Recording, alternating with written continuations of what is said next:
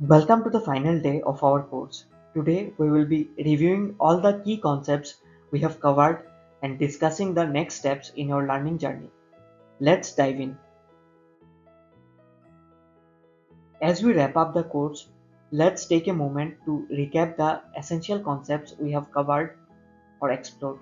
We begin with the basics, progressing to more advanced topics and practical applications. Along the way, we worked on hands-on projects that reinforce these concepts. Today's review will help us understand the key takeaways and how they fit together. Here's a visual summary of the topics we have covered. From the foundational skills to the advanced techniques, everything is interconnected.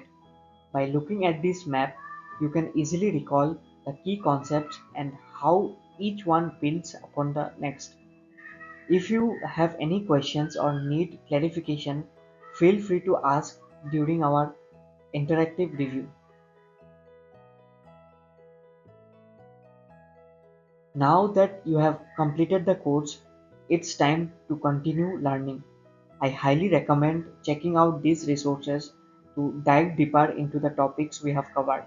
For books, consider Clean Code by Robert C. Martin and Design Patterns by Erich Gamma.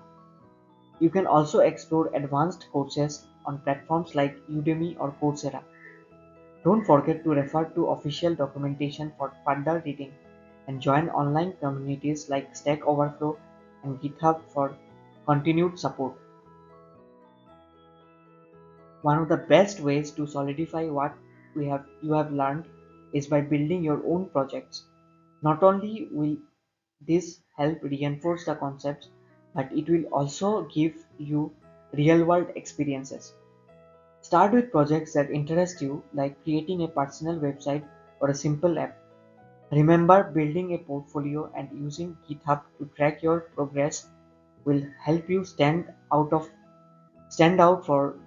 to future employers or clients.